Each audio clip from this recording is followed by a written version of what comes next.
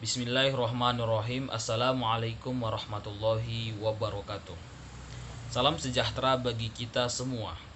Perkenalkan, nama saya Beni Sitakar dari kelompok 9 selaku moderator pemakalah kali ini. Dan tentunya saya akan dibantu oleh rekan kelompok saya, yakni Desri Amanda dan Rizky Hambali. Pada kesempatan kali ini, kami akan menayangkan hasil presentasi kami dengan tema kelas sosial. Diharapkan kepada seluruh teman-teman semuanya agar memfokuskan mata terhadap penyampaian atau pemaparan materi yang akan kami sampaikan berikut ini. Kelas sosial. A. Pengertian kelas sosial. Secara umum, kelas sosial merupakan pengelompokan dari sekelompok masyarakat yang saling berinteraksi dan memiliki beberapa persamaan yang mendasarinya membentuk suatu kelas atau status sosial. B. Pengertian status sosial. Status sosial adalah sekumpulan hak dan kewajiban yang dimiliki seseorang dalam masyarakatnya. Orang yang memiliki status sosial yang tinggi akan ditempatkan lebih tinggi dalam struktur masyarakat dibandingkan dengan orang yang status sosialnya rendah. Baik, di sini saya akan membacakan materi tentang tingkat ekonomi berdasarkan kelas.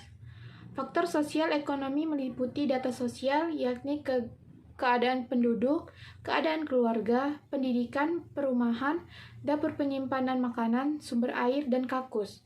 Sementara data ekonomi meliputi pekerjaan, pendapatan keluarga, kekayaan, pengeluaran, dan harga makanan yang tergantung pada pasar dan variasi musim.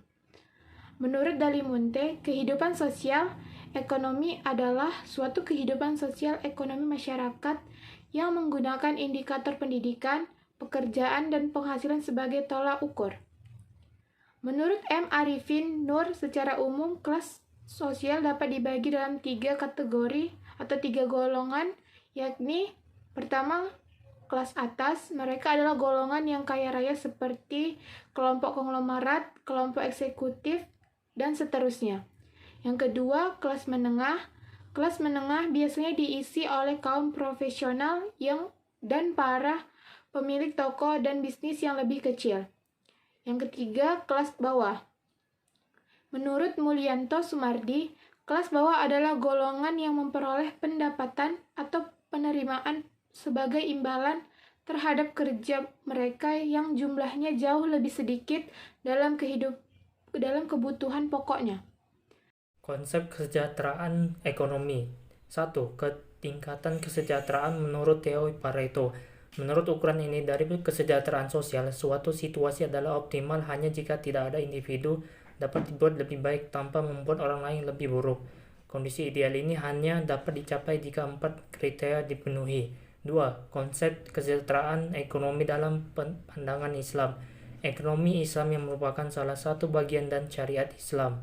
Tujuannya tentu tidak lepas dari tujuan utama syariat Islam. Tujuan utama ekonomi Islam adalah merealisasikan tujuan manusia untuk mencapai kebahagiaan dunia dan akhirat atau falah, serta kehidupan yang baik dan terhormat, al-haya al-thayyiban. Selanjutnya, hubungan tingkat kesejahteraan dengan perilaku memilih. Perilaku politik merupakan hasil manifestasi sikap politik.